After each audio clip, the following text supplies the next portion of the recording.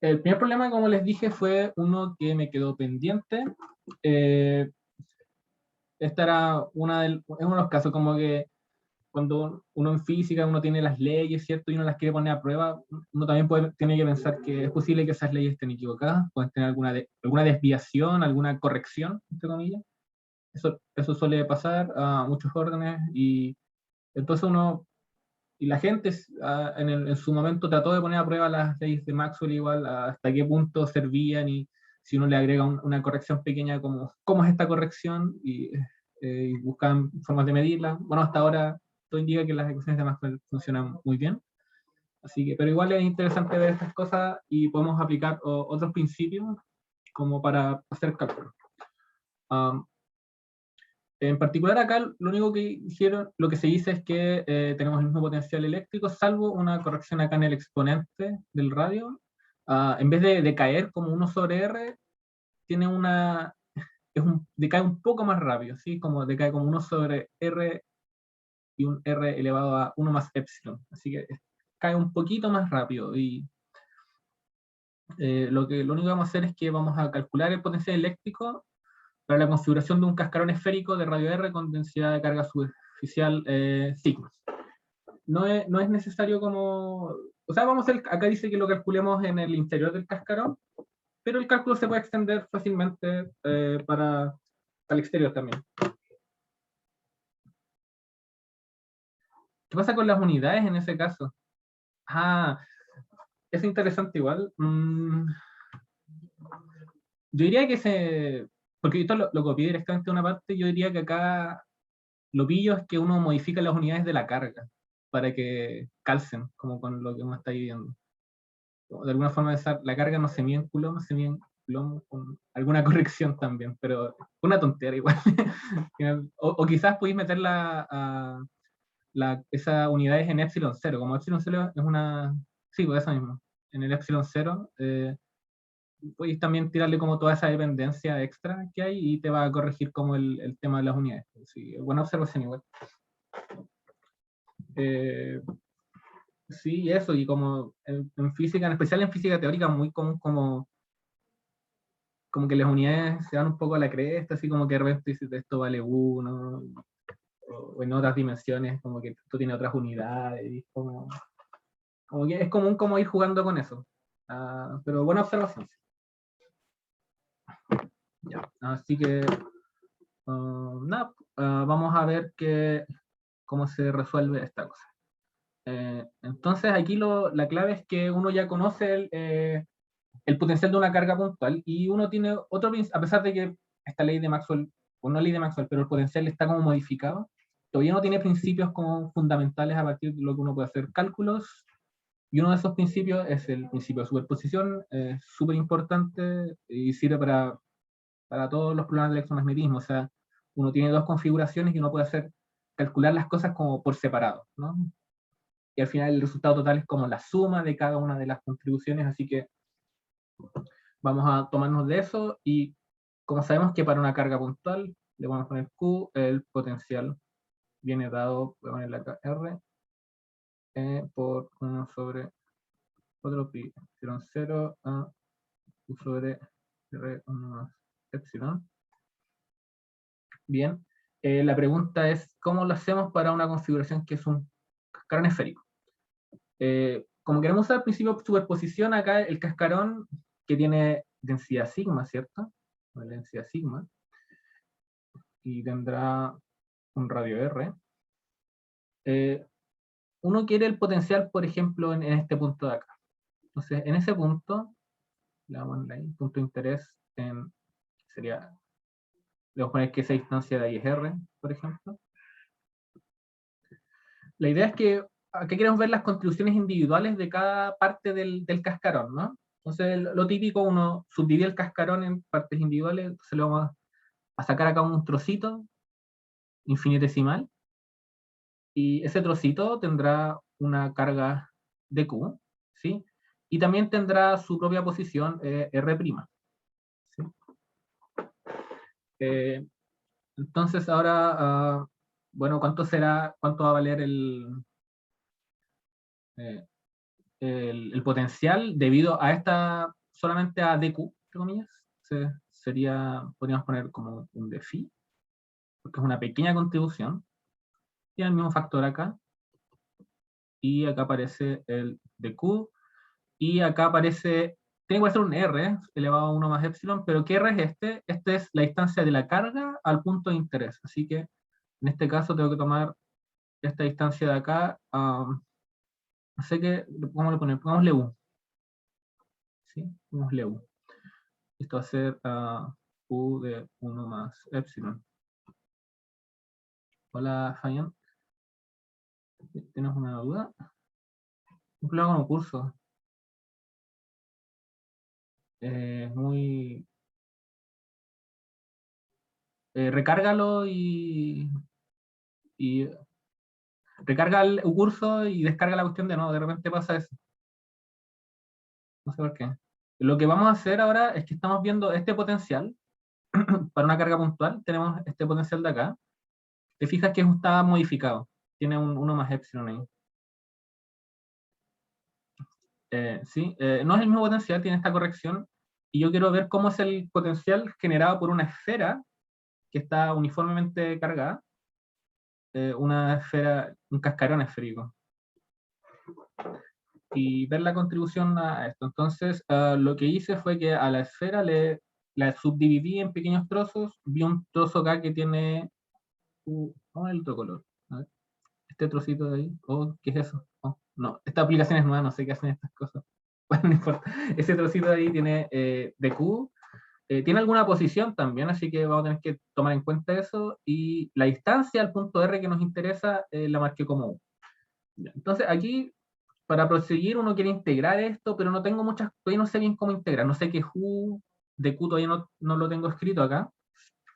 Así que partamos poniendo algún sistema. Como este problema tiene claramente una simetría esférica, el potencial al final tampoco debe depender como del ángulo, solamente debe depender de la distancia a la que estoy midiendo las cosas. Por lo tanto, algo que podemos hacer es que podemos fijar un eje, de hecho, podemos fijar que aquí donde está el punto de interés, vamos a tirar el eje Z. ¿Sí?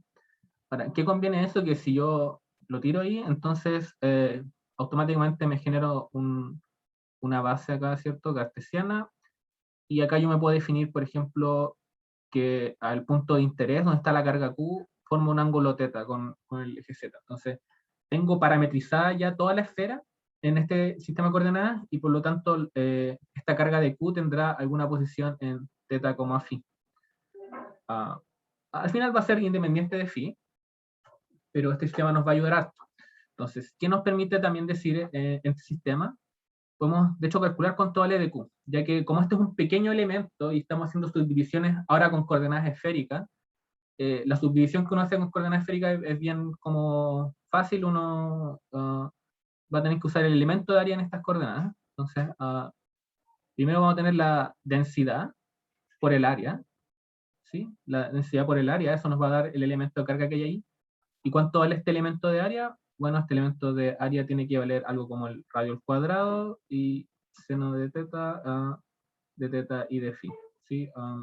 Como el elemento de área en coordenadas esféricas. Uno igual lo puede deducir como lentamente, no sé, como las subdivisiones y todo eso, pero sé básicamente el cuento. Ya bien, con eso ya tenemos una parte de acá. Lo otro sería determinar cuánto vale U. Entonces, de este dibujo, tenemos que la posición que nos interesa es R en Z tongo. Tenemos que la posición de la carga, la que nos interesa, este dq, vale R en, vamos a poner acá, R tongo, ¿sí? R prima tongo quería ponerle. Y U, uno puede calcular U simplemente con, uno ve que es un triángulo, ¿no? Si yo llevo ese dibujo de ahí, acá está el centro, ahí está dq, ¿cierto? Esto de acá tendrá valor R', perdón, eso no es R', eso es R, porque como ese elemento de carga está en la superficie de la esfera, mire, tiene que valer R ese radio. Acá está el punto R de interés, y esta distancia de acá, U, va a estar relacionada con el ángulo teta, ¿no? Porque si uno usa el teorema del coseno, uno puede ver que U tendrá que ser R cuadrado más R cuadrado menos 2R por coseno de teta. Entonces tenemos esa relación. O de hecho va a ser un poco mejor trabajarla con esto al cuadrado. Ahí van a ver, esto va a ser mucho mejor. Bien, entonces tenemos todos los ingredientes y phi, el campo total, en R, tendrá que ser la suma de todas las contribuciones. Y las contribuciones, según la fórmula de acá, son del tipo 1, acá aparece 4pi, epsilon 0. Teníamos dq acá, pero dq dijimos que valía sigma r cuadrado, eso, seno de teta, de phi de teta. Puse de teta de phi, bueno, da lo mismo, en este caso puedo cambiar los órdenes, no tengo muchas preguntas. Hay un grupo, estamos hablando del grupo WhatsApp. Ya. ¿Qué está diciendo? Bien, esto. Y falta dividir por U. Dividido en U de 1 más epsilon. Ya, para integrar esto, podemos hacer un cambio de variable, ¿no? Bueno, primero voy a poner los límites de integración. Aquí phi va de 0 a 2pi, estamos recorriendo toda la esfera, y teta va de 0 a pi.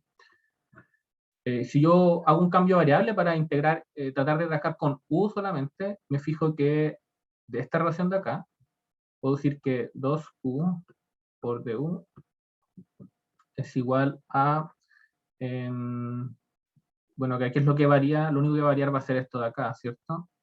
Así que me va a quedar menos 2RR, la derivada del coseno es menos seno de teta, me queda 2RR seno de teta. Y eso va a resultar como, entonces acá voy a poner cambio variable, va a resultar súper conveniente para integrar esta cuestión. Como sigma r cuadrado 4pi epsilon 0. Tenemos todavía las dos integrales. Bueno, tengo la integral de, así sin límites por mientras, esta de acá, porque la de phi queda igual, pero la de teta debe cambiar. Entonces, aquí lo que me falta es dividir por r sobre r, ¿cierto? Tenéis que dividir r sobre r, y me queda u de u, perdón, u de phi de u dividido en u1 más epsilon. A ver si... Sí, justo. Y falta ver los límites de integración. Los voy a ver después. Primero voy a simplificar un poco más esto. ¿Qué es lo que queda? Va a quedar sigma r dividido en 4pi epsilon 0, 1 sobre r por 2pi también, porque voy a integrar en el ángulo phi, ya que 1 depende de phi, voy a integrar así. Y me queda la integral de u de u elevado a epsilon. Y esta integral ya la podemos hacer, los límites de integración, tenemos que evaluar cuánto vale u, ¿cierto? Entonces, u valía raíz de r cuadrado más r cuadrado menos 2rr coseno de teta. Cuando teta vale 0, si teta vale 0, u vale la raíz de, aquí coseno de 0 es 1, así que esto va a ser r menos r cuadrado, o el fruto de r menos r. ¿Cuánto teta vale pi? Aquí el coseno vale menos 1, así que lo que aparece acá va a ser r más r al cuadrado, o r más r, ya que ambas son cantidades positivas. Y por lo tanto yo puedo acá armar los límites de integración, ¿cierto? Vamos a integrar desde r menos r, que era el límite teta 0, hasta pi, que va a ser r más r. Y procedo a integrar a la nueva página. Es lo que me queda, va a ser... voy a rápidamente... disculpen, como que desconecté mi tableta sin querer. Phi de r, luego de integrar, queda sigma R dividido en 2 epsilon 0 R. Acá dividí en 2pi, había un 4pi, lo simplifico en el 2pi. Y la integral, que era de 1 sobre u a la epsilon, va a quedar acá 1 menos epsilon, y aquí queda u elevado a 1 menos epsilon, evaluado entre r menos r y r más r. Y si yo desarrollo eso, finalmente llego a la expresión de acá, r más r, 1 menos epsilon, menos r, 1 menos epsilon. Y este sería el potencial modificado, ¿no? ¿Sí? Es como difícil ver qué es lo que significa. Uno tendría que hacer una expansión acá en los órdenes de epsilon y ver qué es lo que sucede. Pero veamos si esto coincide con el caso de... Esto tiene que reducirse a la electrodinámica normal cuando epsilon tiende a 0. Así que, si tomo el límite, lo que me va a quedar es que voy a ponerla acá de esa forma. Lo que me va a quedar acá va a ser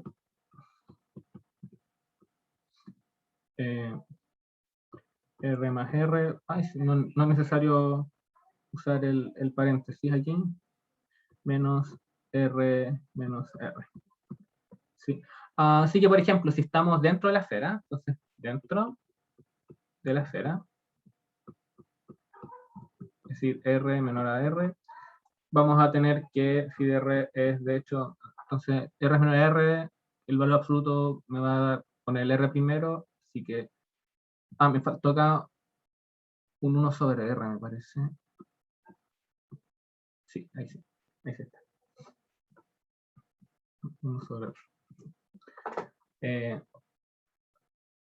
Lo que va a pasar es que este R se va a simplificar con el otro y me va a quedar 1 sobre R, sigma R, 2 epsilon 0, 2R, sigma R, epsilon 0. O sea que en el caso que epsilon vale 0, recuperamos que dentro de la esfera el potencial es constante, ¿sí?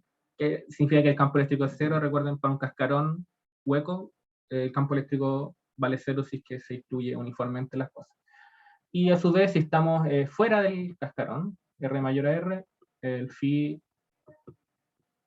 lo que va a valer va a ser, bueno, arriba va a ser al revés, va a quedar un 2R, así que lo que en verdad al final se reduce a esto. Cuadrado, 0, 1 sobre R. Así que, o sea, fuera del cascarón, el campo decae como 1 sobre R, que es como decae normalmente el campo, o sea, el potencial eléctrico. Y eso, así se hacía este problema. Principio de superposición e integrar. Identificar bien las cosas que hay que integrar, un poco de geometría y sale. No es tan difícil. Ya. Ahora veamos el siguiente problema del auxiliar, que esto ya es de métodos de las imágenes. El problema es bien entretenido, así que ojalá podamos como discutir lo que pasa acá. Y la página. Entonces voy a ir ahora sí a la pregunta 1. La anterior era la pregunta 4 del auxiliar anterior. En esta pregunta lo que tenemos es una muralla, que es un conductor,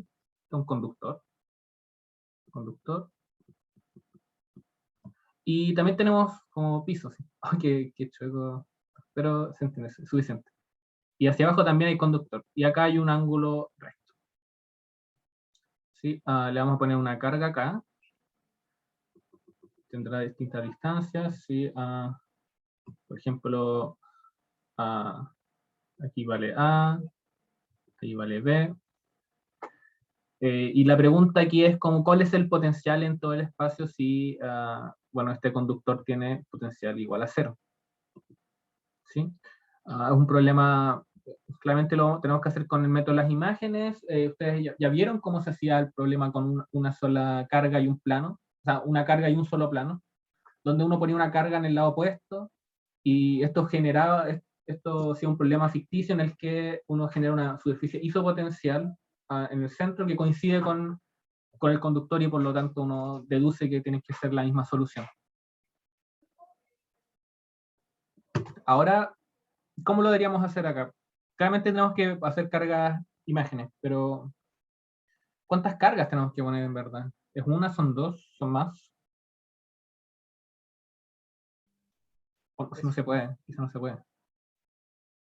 ¿Dos? ¿Tres? Vamos viendo, a ver cómo lo podemos hacer.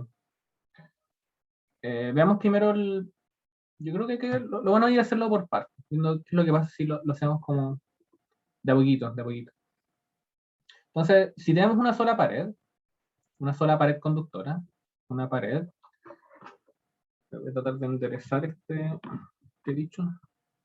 Ah, perdón, tengo problemas, el cable está un poco mal. Ya.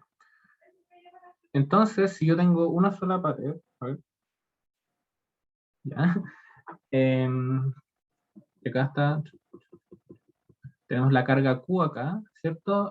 Viendo acá el diagrama, entonces tenemos como que aquí existe una instancia A.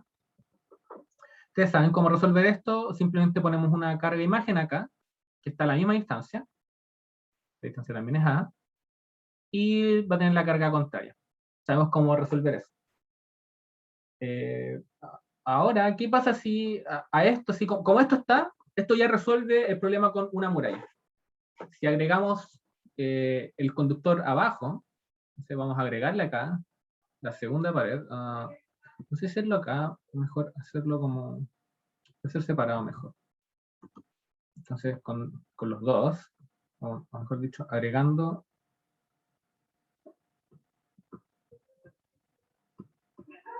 el otro conductor.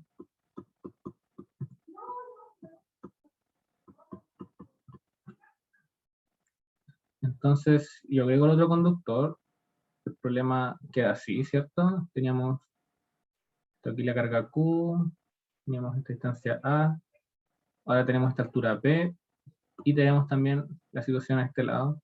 Y voy a extender acá el conductor hacia allá para que las cosas acá había menos Q.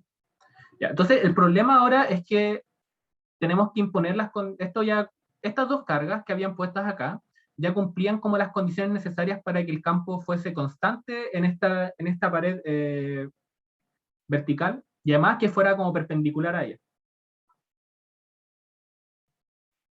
Entonces, si yo agrego otra pared acá abajo, de alguna forma yo podría como, en verdad, olvidarme de esta pared de acá, ¿cierto? Porque esto ya está resuelto, esa parte está resuelta, yo simplemente me puedo enfocar en el problema de tener dos cargas sobre una cuestión conductora, entre comillas.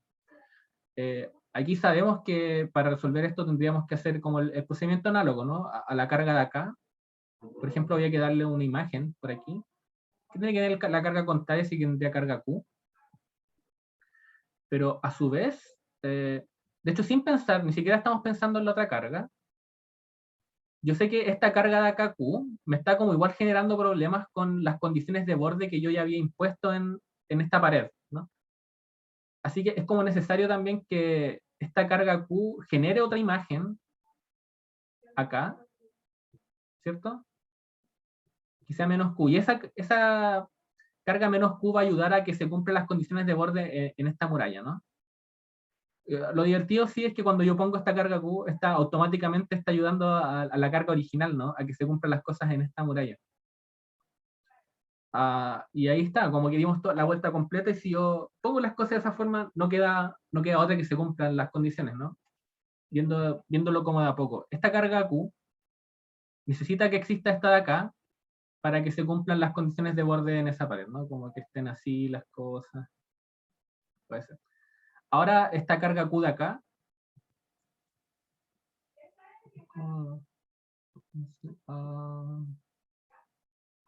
Bueno, esta carga Q de acá también necesita una carga al otro lado para que se cumplan las condiciones de borde ahí.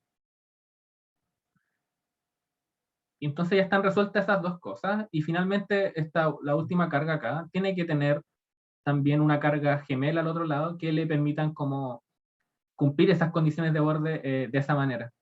Y esta carga Q también es opuesta a la otra de acá arriba, así que también están relacionadas así. Y de esa forma están como todas las condiciones de borde cubierta. ¿Sí? Hay muchas rayas ahí, pero básicamente significa que mientras yo agrego cargas, imágenes, sucesivamente, estoy como cumpliendo condiciones de borde en alguna de las murallas en las que yo necesito que esté. Cada carga nueva que yo pongo voy a tener que fijarme que esa carga, además de como cumplir las condiciones de borde de la carga original, va a tener que cumplirlas para una nueva condición. Tengo que empezar a agregar cargas imágenes.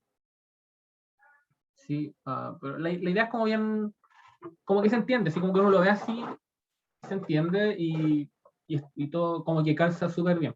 Ahora, en esta situación el potencial uno lo puede escribir como bien rápido. Si yo tengo todas las posiciones, están como bastante simétricas, tengo que ir como cambiando cosas, qué sé yo. Al final uno puede escribir el potencial.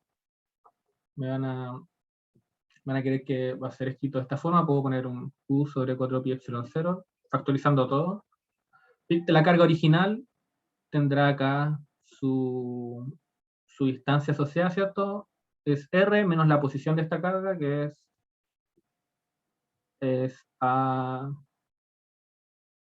eso de ahí, ¿cierto? Además tengo las cargas negativas, tengo una carga negativa a la izquierda y una abajo, ¿cierto? Entonces una de ellas tendrá que ser R, esta está a la izquierda, así que queda más X y menos B. Y tengo otra carga negativa que está al mismo lado derecho, pero está abajo. Así que queda eso ahí. Y además tengo la carga imagen que está opuesta. Así que aquí lo que queda es esto de acá. Más AX más B. Bien sencillo. Cuando las cosas son planas acá, todo funciona bien. Ahora lo interesante es qué pasa cuando esta cosa no tiene un ángulo recto. ¿Sí?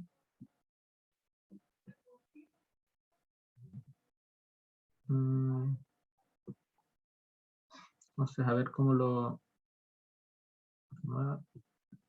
Entonces, yo creo que ese caso ya lo entiende bien, pero ¿qué es lo que pasa ahora si en vez de tener algo tan recto tengo algo con un ángulo? ¿Cómo así? Tengo una carga Q quizás acá y tengo acá un ángulo alfa. La pregunta es, ¿yo puedo seguir utilizando el método de las imágenes acá? ¿O tengo que tener cuidado, en verdad? ¿Vale siempre? ¿Hay casos en que no vale? ¿Alguien tiene No algún...? sería, trabajaría como un espejo, ¿no? En este caso. Claro, uno tiene que empezar a hacer como espejos, ¿no? Veamos un caso, pues, veamos algún caso. Pongamos que esto acá tiene 45 grados, ¿no? De pi medios. Vamos a intentar a ver cómo sale todo lo posible. A ver, vamos a ponerle ahí cosas. Ya, entonces, esta carga Q primero vamos a tener que hacer una imagen acá, ¿cierto? Que tiene menos. Eso ahí como que cumple las condiciones en esta de acá. Ahora, también tengo que reflejarla respecto al otro muro, ¿cierto? Eso es lo que vimos antes, así que puede que haya algo como por aquí, ¿no? Más. Sí, pero ahora esta carga también tengo que reflejarla respecto al muro, ¿no? Así que parece que va a haber algo por aquí. Y esto a su vez se tiene que reflejar respecto a eso, ¿no? Así que pareciera que va a haber algo como por aquí. Y, y esta de acá además se tiene que reflejar con esta de aquí. Entonces queda una por aquí. Y esta además se tiene que reflejar con esta. Así que parece que como una por acá. O más abajo. Ahí me empiezo a enredar ya. Y esta de acá se tiene que reflejar con el muro aquí, así que queda una por aquí. Y esta de acá se refleja acá arriba, pero acá ya está la carga Q. Ah, así que eso, bueno, voy a corregir un poco. Yo entiendo más o menos como que se ve la forma que tiene que tener esto. Claramente acá me equivoqué un poquito. Esto acá tendría que ser algo como así, ¿no? Como así. Más o menos. ¿Sí? Y bien, esta sería como la configuración, de hecho, para el ángulo y medios. Así que sabemos que hay otros problemas a los que le podemos seguir aplicando como cargas imágenes. Fíjense que de alguna forma acá hay como una especie de circunferencia, ¿no? No sé si la ven como, no sé circunferencia, pero a mí me gusta pensar esto como que aquí esto está a una cierta distancia aquí, quizás es una elipse, quizás algo así. Y todas las cargas van a estar como ubicándose en puntos de esta elipse, en puntos opuestos.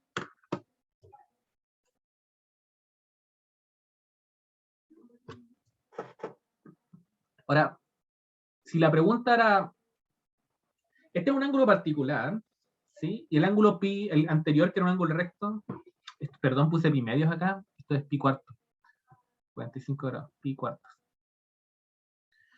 Entonces aquí lo armamos, eso también se entiende, si vamos, como que vamos rebotando las cosas, uno puede hacer como un orden, ¿no? Si uno le trata de seguir la pista, se ve chistoso igual, como que uno va de acá, baja para allá, va para allá, baja para allá, va para allá, sube para allá, va para allá, sube para allá. Como que hay como un orden, y se hace como una cierta, hay como algo geométrico, hay un juego con los espejos, ¿no? Pero ¿qué es lo que pasa si a mí, a mí no sé si les ocurre algo, como que hay casos acá que esto no va a funcionar, pero no sé si les ocurre aquí qué es lo que puede cambiar, cómo se imaginan que esto podría no funcionar. Hay algo muy especial con el ángulo recto, el ángulo extendido también, que es el caso de un solo plano, y el ángulo pi cuartos acá, que es 45 grados, son todas como fracciones, ¿no? Según yo, tienen que ser divisores de 2pi, ¿no? Divisor de 2pi, pareciera Cosa que que yo sí. pueda tener un número entero de reflexiones. Sí, me parece que sí. Porque ¿qué pasa si...? Yo creo que ese de hecho es como el punto clave, un número entero. Porque, ¿qué pasa si tenemos, por ejemplo, un ángulo que no es un divisor de 2pi? Vamos a tener... Pero quizás es una fracción. Quizás sí es como está relacionado con alguna fracción. Por ejemplo, 3 quintos por 2pi o 3 quintos por pi. Yo me imagino que acá vamos a empezar a tener o sea, empezar a llenar, como esta circunferencia que dibujé, va a estar como densa, se va a empezar a llenar de puntos en todas partes. Y el problema es que de repente van a aparecer cargas como imaginarias acá, en la parte real, y eso ya no puede ser. O sea, un ejemplo de eso es, por ejemplo, a mí se me ocurre, si tienen como dos placas así, se pone una carga Q acá, por ejemplo, tiro, vamos, hay una acá opuesta, hay otra por acá, y al tiro me va a aparecer una carga que voy a tener que poner por acá. Y eso de ahí no puede ser. Eso ahí sí que no puede ser. Iba a decir que tal vez sea útil mirarlo como si fueran espejos. Como que si las dos paredes son espejos y no son divisores de 2pi, si es que ponemos como una pelota al medio, la pelota no va a formar imágenes. O sea, claro, si es divisor de 2pi, va a formar la misma cantidad de imágenes que carga haya que colocar. No sé si me explico. Sí, es exactamente eso, muy bien. Pasa que soy mal, Claro, no sé nada de espejo, entonces, como que iba haciendo estas entonces cosas, si no, me doy cuenta que voy reflejando las claro, cosas. si no es divisor de 2pi, claro, entonces si no te dice 2pi, como que una de las imágenes se va a ver deformada. Entonces ya no sería, supongo que no se puede ocupar el método de las imágenes. Exactamente, no se puede. Y una de las razones, por ejemplo, en este caso, no sé si se fijan que... eh, perdón, que se me abrió el Spotify. No basta que no sea irracional múltiplo. No, mira, por ejemplo, este ángulo de acá, que es menor a pi, pero mayor a pi medio, podría ser algún múltiplo racional, pero fíjate que inevitablemente nos va a generar una carga acá, en el espacio real. Y tú no puedes tener como cargas imágenes en una parte que es un espacio real. Significa que vas a tener una divergencia en este punto y no puedes tener una divergencia. Así que por ese sentido tampoco puede ser. Y por el otro sentido, que lo que decía el compañero era que eh, si tú tienes como algo que no es divisor de 2pi, como que nunca vaya a poder completar las cosas, de alguna forma, como que siempre tenéis que agregar más, como que tenéis muchas reflexiones. Quizás son numerables, sí, pueden ser numerables, no sé, o algo así, pero como que te queda todo demasiado lleno y eso te va a generar como cosas acá. Y claramente si es irracional, la cuestión te va a llenar todo. Po. Si tienes un ángulo que es irracional, yo me imagino que si tratas de hacer imágenes, te va a quedar un anillo denso, como una especie de cosa toda densa, llena de cargas. Lo que también es problemático, tienes infinitas cargas de imágenes y además tienes cargas en el espacio real. Entonces, sí, pero la respuesta viene por el lado de los espejos. No sé mucho cómo son los teoremas de los espejos, pero sí, esa era la respuesta. Así que bien interesante, esto sirve para ver como las limitaciones del método. Pues integral edición. Bueno, ejercicio, tarea 2. ¿No? No sé, igual sería divertido que una tarea pudieran dibujar como otras cosas. Chistoso. Un problema corto. Pero eso bien choro, esto no, creo que no tengo mucho más que decir sobre este problema. Espero que lo encuentren entretenido. Escribir el potencial. Después, si quieren escribir, por ejemplo, el potencial de este caso, el caso pi cuarto, se ve como cursor, igual, como que no es fácil de hacer. Bien. Entonces, voy a continuar, vamos a hacer el último problema. Sería más corto, tenía razón. Este problema puedo hacer más pausa. Imágenes 2pi sobre ángulo menos 1. Sí, es algo así. Comprobémoslo. Pues. O sea, yo me la compro, así como que te creo un infinito. Este caso, pi cuartos. Entonces, ¿cuántas imágenes tenemos? 1, 2, 3, 4, 5, 6, 7. 2pi, 8 menos 1, 7. Excelente, la fórmula funcionó perfecto. Si tienes un ángulo, si este espejo tiene un ángulo pi acá, o decir que es un solo plano, tendrías 2pi, dividido en pi, 2 menos 1, una imagen nomás. ¿Sí? Entonces, voy a anotarlo acá, ¿sí? Número de cargas, imagen. ¿Cuál es la fórmula? Era 2pi sobre, era 2pi puse p. Qué gil.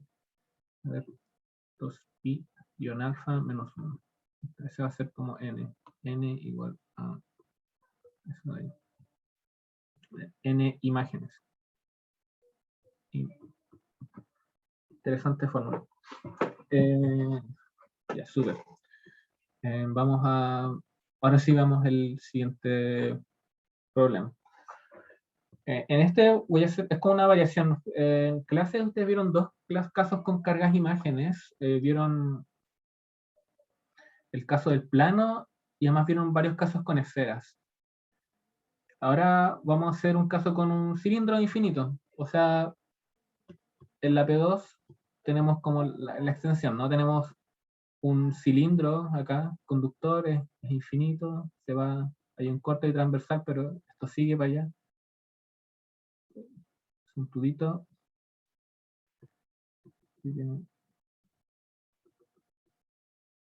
Y es conductor, podemos ponerle que tiene potencial igual a 0, por decir algo. Y vamos a poner, tiene algún centro acá, ¿cierto? Este tiene un radio R, lo voy a poner para el otro lado mejor.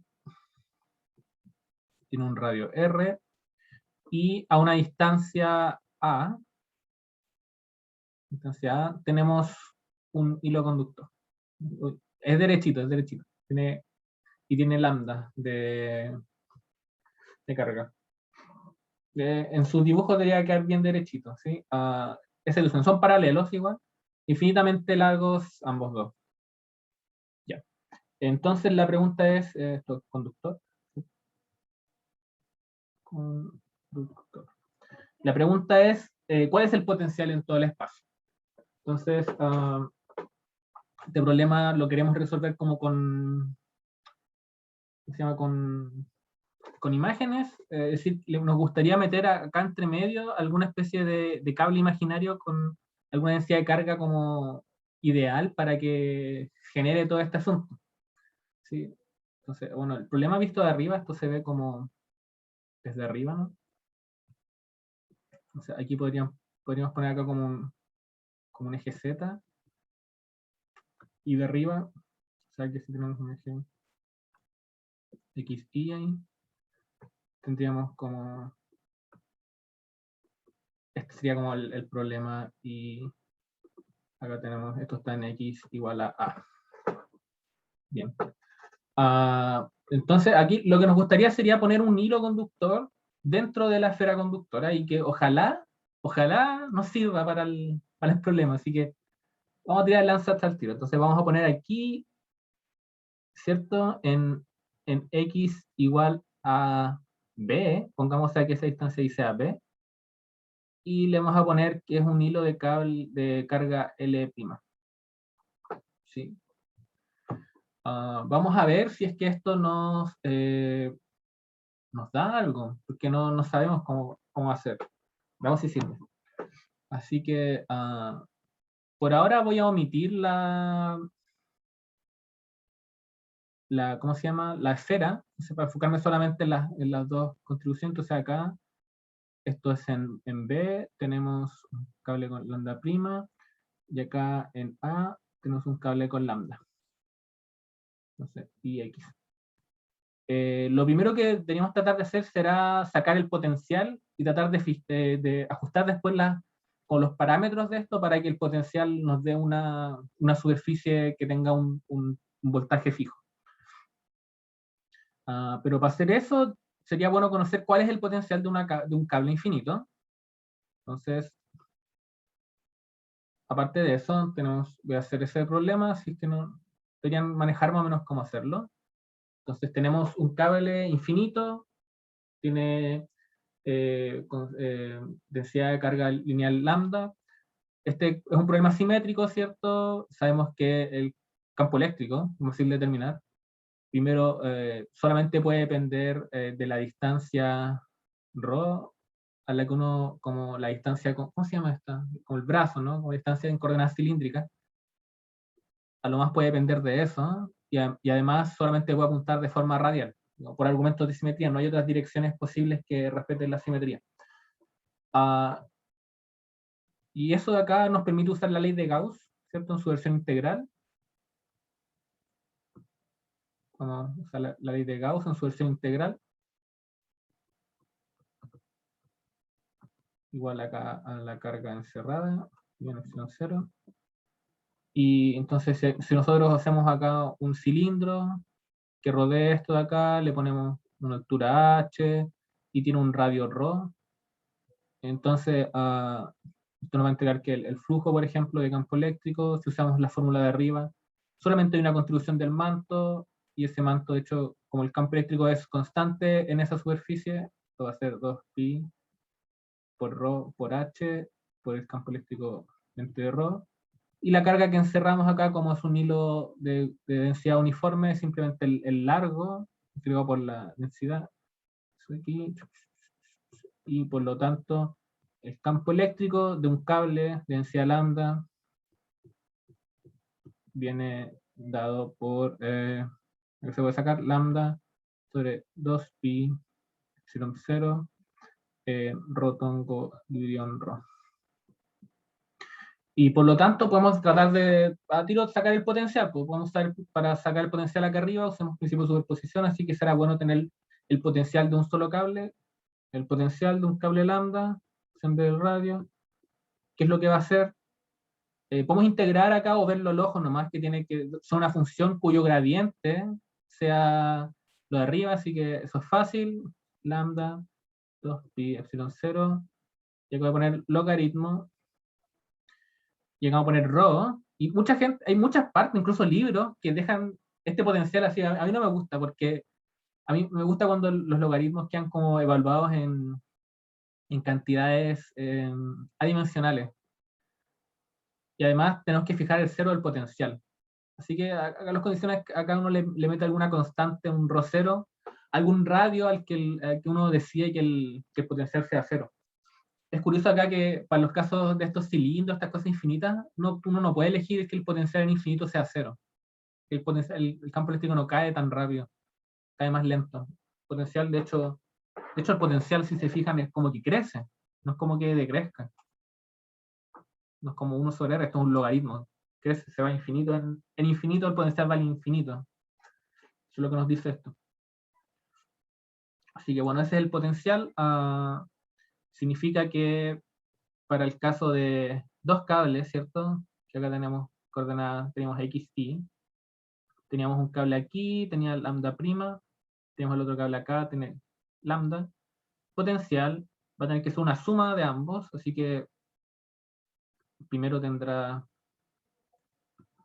bueno, sí, a mí me interesa medir quizás un punto acá, que tiene coordenadas X, y Z, pero Z no importa, por la simetría. Tiene coordenadas X, Y. Entonces uno puede ver que, por ejemplo, acá, esta es la coordenada radial, ¿cierto? Como ρ A le voy a poner ahí.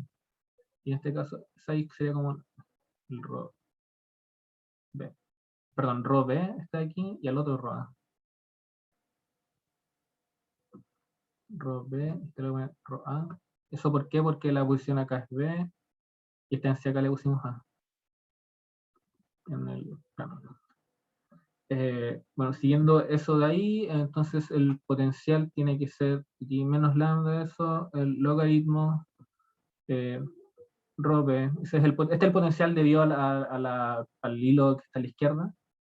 Acá abajo rho 0, sí, pongámosle una constante cualquiera, no sé. Por ahora le voy a poner una constante, después vamos a ver que no nos importa mucho. Y el otro va a ser menos de nada, epsilon 0. Y la pone acá rho A dividido en B. A y B ahí se ajustan para donde quiera yo tener el potencial igual a 0. Y además se ajustan las unidades, qué sé yo. Entonces ahí está ahí tenemos este asunto. Podemos reescribir un poco esto. Voy a tratar de juntar los logaritmos. O no, lo podemos dejar así mientras. Y tenemos además que rho A, por ejemplo, rho B, ¿cierto? Que era esta distancia de acá, de B hasta X, como ahí. Rho B tiene que ser en X menos B al cuadrado más I cuadrado. Y además rho A tendrá que ser X menos A al cuadrado más I cuadrado. Ya. Entonces aquí uno empieza a hacer como los truquitos. A empezar a mirar mejor. Se supone que... ¿Qué es lo que estamos buscando? A ver.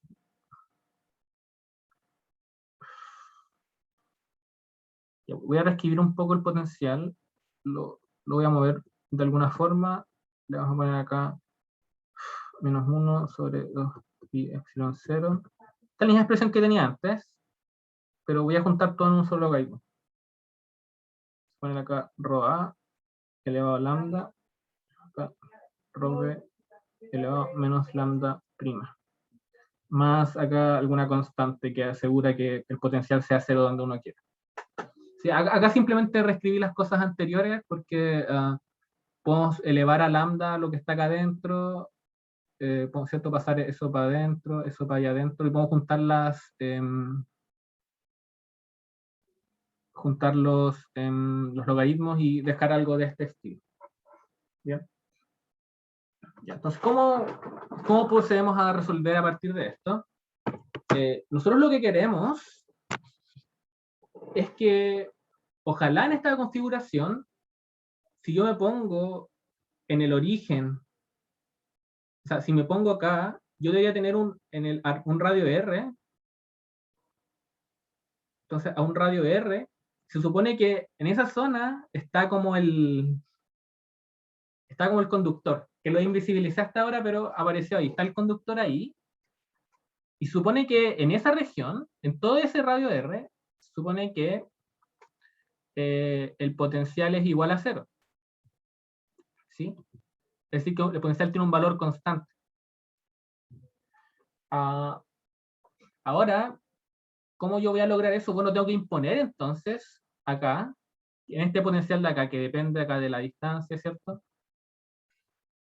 Debo imponer que al evaluarlo en alguna parte de esa circunferencia, esto de acá tiene que ser constante. Que en el fondo significa que este logaritmo acá tiene que ser un valor constante.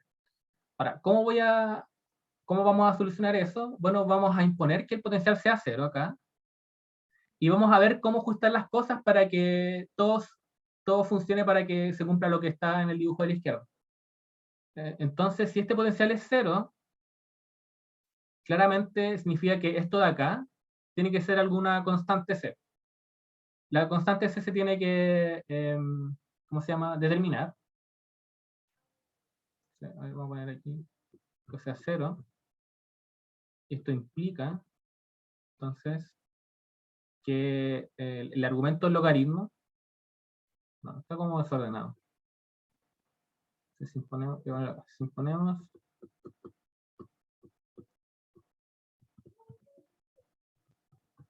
b igual 0, significa que rho a lambda dividido en rho b menos lambda prima tiene algún valor constante. ¿Sí? No sé cuál ese constante se tiene que ajustar para que el potencial sea cero, pero yo sé que tiene que ser constante. ¿Sí? Esto lo podemos escribir de otra forma. Es lo mismo que decir c igual a lo de arriba es menos a al cuadrado más cuadrado elevado a lambda dividido en x menos b al cuadrado más cuadrado elevado a menos lambda prima. Ya. Entonces, lo primero que el menos del gamma, ese menos lo metí como a la mala nomás, porque venía de esta es la expresión como completa, ¿ya? A y B son constantes que yo voy a ajustar nomás, las tengo ahí como artificialmente. Y simplemente en los lambda los metí el logaritmo como exponente. Y para que me quede una expresión como la que aparece acá a la derecha, puedes ver que esta expresión es equivalente a la anterior. Sí, al final, y le puse una constante al lado, pero que no he determinado. Esta constante es distinta. Ya. Entonces tengo esto. Y acá es donde uno empieza a simplificar cosas, como ya si yo quiero que esta cosa sea constante, primero como que tendré que exigir como que es fácil ver que lo más fácil es cuando lambda prima sea igual a menos lambda, y eso me ahorra muchas cosas porque no significa entonces que ¿cómo va a ser? 1 sobre lambda es igual a x menos a cuadrado más y cuadrado menos b cuadrado más cuadrado. ¿Sí? Entonces, y esto de acá lo puedo llamar c tilde, una constante. Entonces, en el caso que ambas, para que esto acá sea una constante, como que es muy fácil exigir esto y ver qué es lo que pasa. Si nos equivocamos, veremos si nos equivocamos, si no, está todo bien.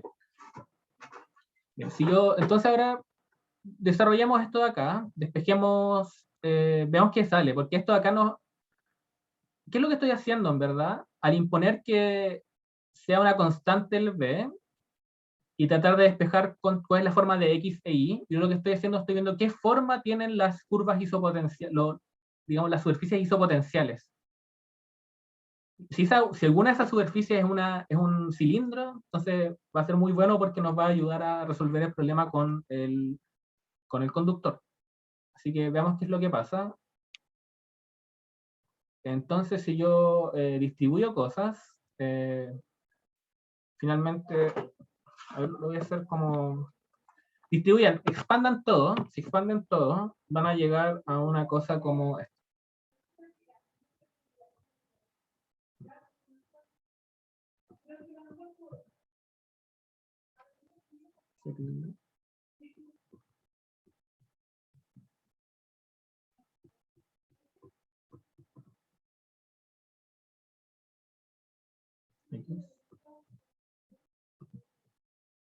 ¿no?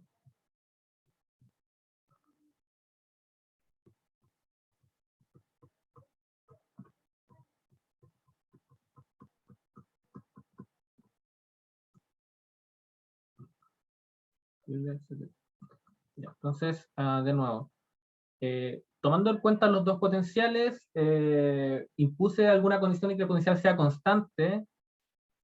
Vimos el caso particular en que ambas densidades de carga fueran iguales, un signo contrario, ¿sí?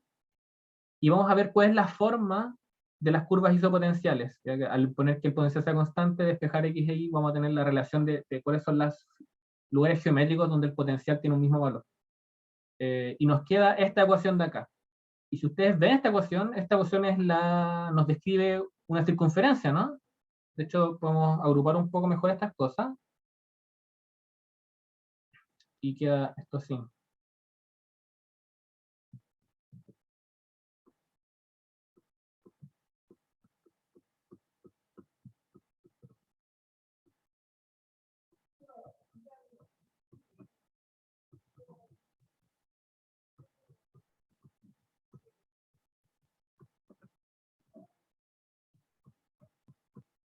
Ya. Entonces queda esto así. Entonces, esta es la ecuación que describe las curvas isopotenciales. ¿Sí? Ahora, esto significa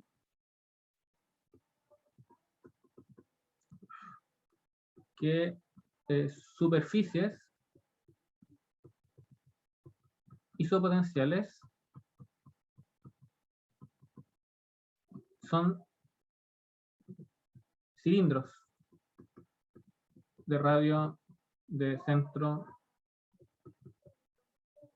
bueno, este es su centro, ¿cierto? X0, X0,0 y radio,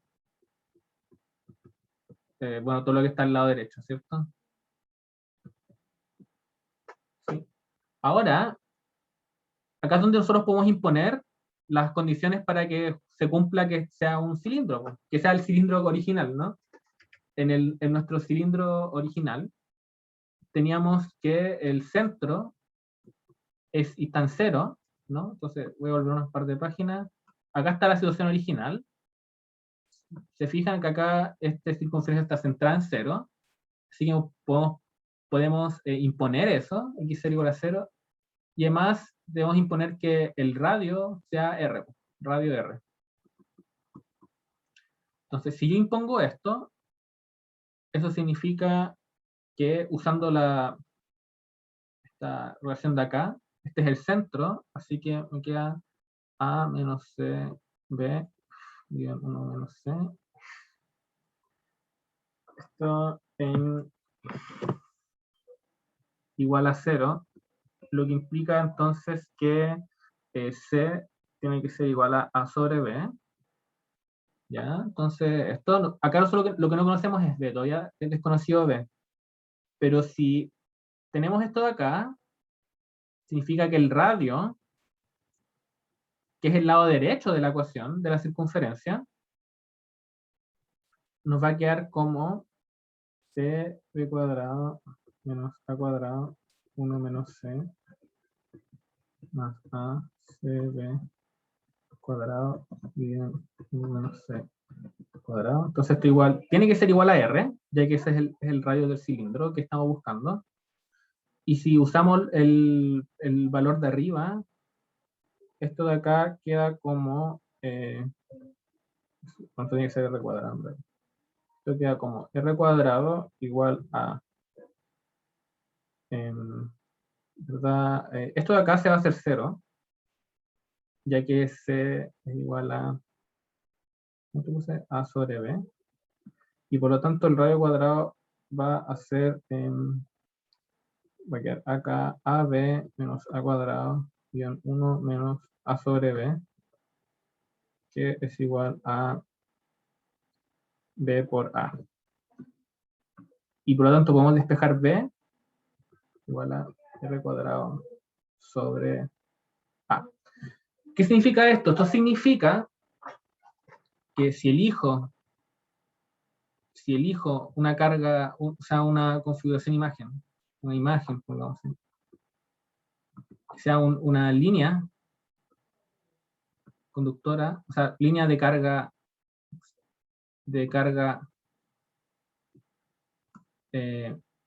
menos lambda a una instancia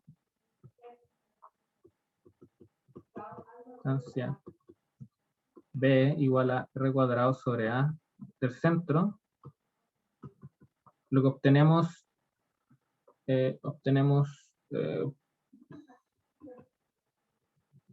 que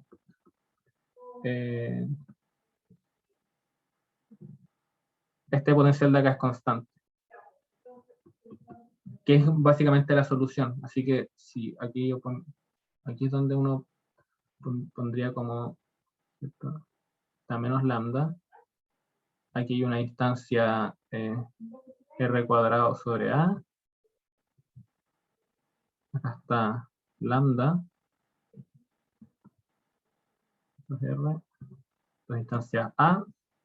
Entonces, esta configuración así como aparece acá, nos entrega un potencial constante ahí y por lo tanto resuelve el problema de la imagen. Entonces, ¿cuánto va, según estos datos, el potencial? Lo que va a valer, reemplazo nomás lo que encontramos antes, y va a ser potencial igual a menos lambda 4pi 0 logaritmo de x menos a cuadrado más y cuadrado dividido acá en x menos r cuadrado sobre a cuadrado más y cuadrado, y esto más alguna constante le vamos a poner k y ¿sí? Y ahí está. Si queremos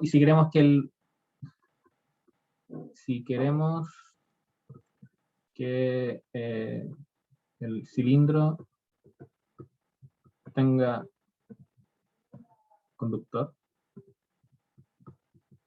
tenga potencial igual a 0, entonces uno puede despejar cuánto vale K, o pone algunas condiciones, y el resultado es que esto tiene que valer lambda sobre 4pi 0 logaritmo de a cuadrado sobre r cuadrado.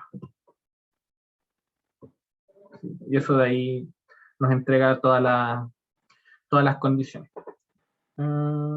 Sí. Y eso es, así se resolvía este problema. ¿Hay alguna duda, pregunta? Sí, Nico, Dime. no podemos estar seguros que R cuadrado sobre A caiga dentro del cilindro, ¿sí?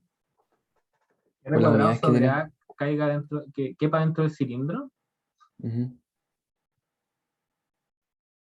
Eso es una buena observación. Sí, yo diría que ahí uno tendría que exigir como que para algunas geometrías quizás no se puede cumplir eso. No, perdón, siempre está dentro del cilindro. Porque A es mayor a R. Pero R puede ser mayor que 1, entonces R cuadrado puede ser mayor que A, ¿no?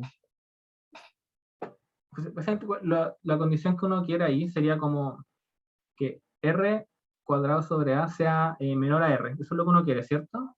Ujú. Bueno, uno tiene que A es mayor a R. Ah, menor que R, sí, por lógico, ¿no? Sí, está bien. Sí, sí. Entonces, ahí está, po. ¿Lo viste? Sí, sí lo viste. Sí, no, pero, bueno, buena observación. Como esas igual son buenas cosas como que darse cuenta y ir preguntándose que si hace sentido o no. Y al final las mismas cosas te entregan si funciona siempre o si a veces no funciona. Ahora, lo bueno es que este problema, así, si uno lo resuelto así, uno puede determinar varios problemas con cilindros. Si uno tiene cilindros paralelos, uno podría jugar un poco con todas estas ecuaciones y buscar cuánto vale eso, qué sé yo. No sé si se me ocurre algo más. Es divertido porque este problema lo plantea así, pero si uno lo ve en el Griffiths, por ejemplo, el Griffiths te plantea muchas veces que resuelvas primero este problema, que se encuentre el potencial de esto, y uno tiene que mostrar entonces, encontrar las isopotenciales de esto, y uno encuentra que son todas como esferas de este tipo, como que crecen aquí, y después aparecen por acá. Entonces, esas son como las curvas isopotenciales, son puras circunferencias que van rodeando esto.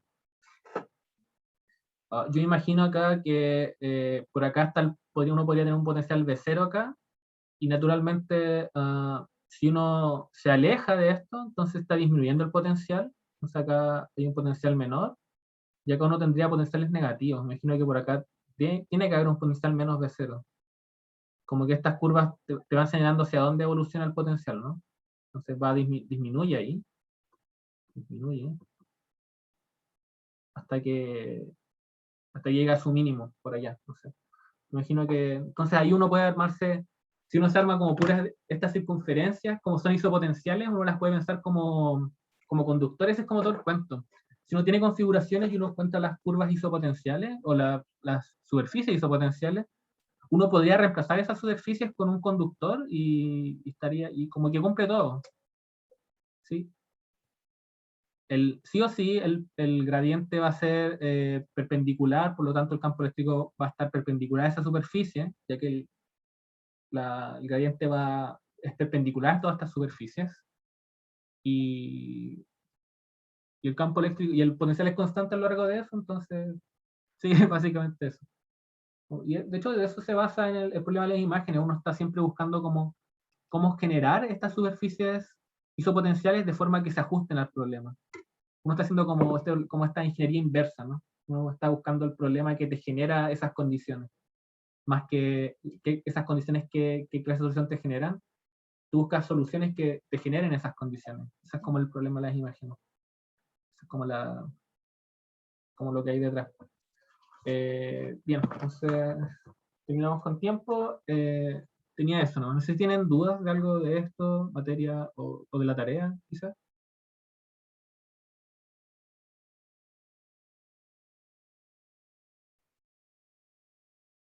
¿No? Si todo está bien, lo dejamos hasta aquí nomás. Quiero decir, si les quedo debiendo esa pautilla de la cosa, y creo que vamos a hacer pautas también para las tareas, así que incluso aunque no tengan que hacer como... Así, dale. Así que aunque tengan dudas cómo hacerla, no tengan que hacer, digo, todos los problemas de la tarea, igual pueden ver cómo se resuelven, porque vamos a intentar hacer todo lo posible para que haya una pauta de eso igual, de ese lado. Y eso, así que si quieren ir yéndose, pueden ir. Fabián dijo que tenía una pregunta. Voy a esperar eso.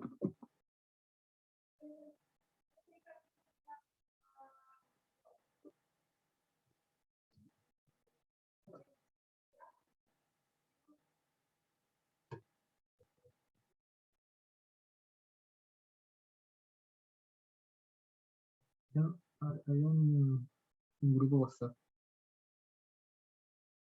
No.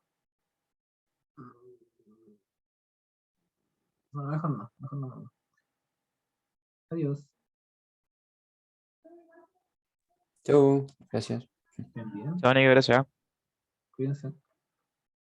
Chau. Chao, Nico, gracias. Nabla B se sigue cumpliendo. ¿Dónde? ¿Dónde?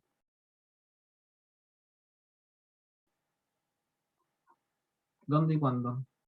Porque decir Nabla cuando colocas la línea lambda. Cuando colocas la línea lambda, tú lo único que estás haciendo, estás generando estas superficies isopotenciales. Ahora, si tú quieres un conductor, lo que uno hace es simplemente decir, bueno, lo que está acá adentro en verdad es imaginario, en verdad es un conductor nomás, y tú impones como la fuerza, que el potencial sea cero ahí, es decir, o que sea constante, es decir, que en habla va a ser cero en esa región.